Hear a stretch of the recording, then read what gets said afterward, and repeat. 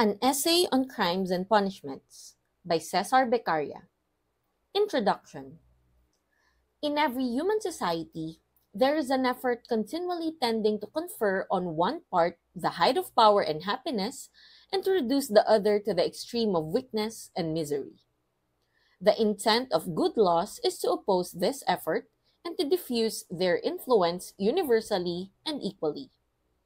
But men generally abandon the care of their most important concerns to the uncertain prudence and discretion of those whose interest it is to reject the best and wisest institutions.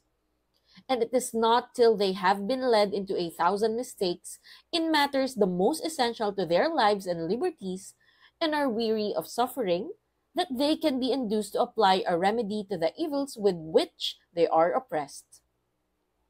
It is then they begin to conceive and acknowledge the most palpable truths, which from their very simplicity commonly escape vulgar minds, incapable of analyzing objects, accustomed to receive impressions without distinction, and to be determined rather by the opinions of others than by the result of their own examination.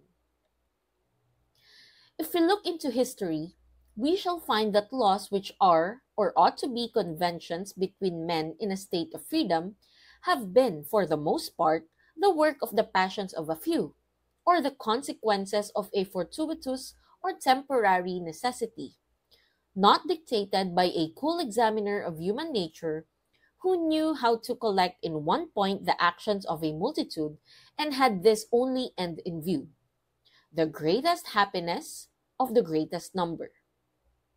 Happy are those few nations who have not waited till the slow succession of human vicissitudes should, from the extremity of evil, produce a transition to good, but by prudent laws have facilitated the progress from one to the other.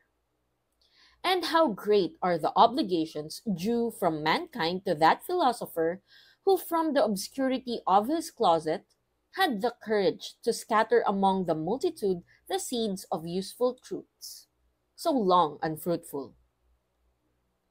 The art of printing has diffused the knowledge of those philosophical truths by which the relations between sovereigns and their subjects and between nations are discovered.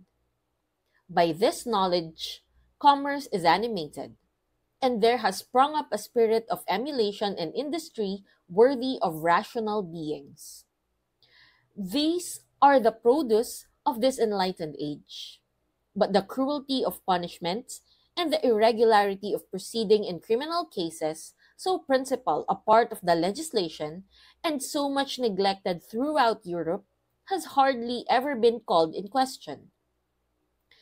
Errors accumulated through many centuries have never been exposed by ascending to general principles, nor has the force of acknowledged truths been ever exposed to the unbounded licentiousness of ill-directed power, which has continually produced so many authorized examples of the most unfeeling barbarity.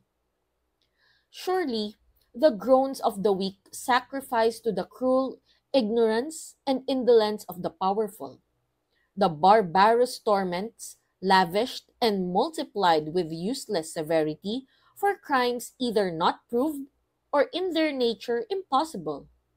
The filth and horrors of a prison, increased by the most cruel tormentor of the miserable uncertainty, ought to have roused the attention of those whose business is to direct the opinions of mankind.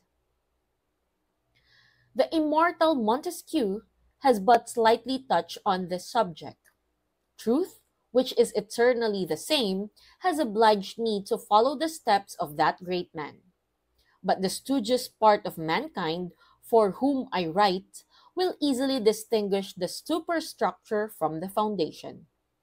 I shall be happy if with him I can obtain the secret thanks of the obscure and peaceful disciples of reason and philosophy, and excite that tender emotion in which sensible minds sympathize with him who pleads the cause of humanity. An Essay on Crimes and Punishments by Cesar Beccaria.